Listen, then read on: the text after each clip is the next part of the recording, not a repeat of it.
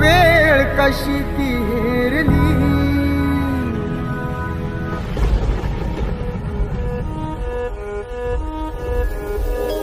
थकून बसला होता काळ कसा महापुरुषावरती, देशोदेशी वार्ता पसरता हरवून गेली ही धरती.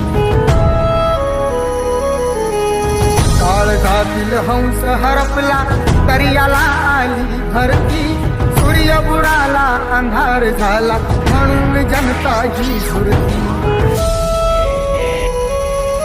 प्रगतीचे ते युगे दिनाची,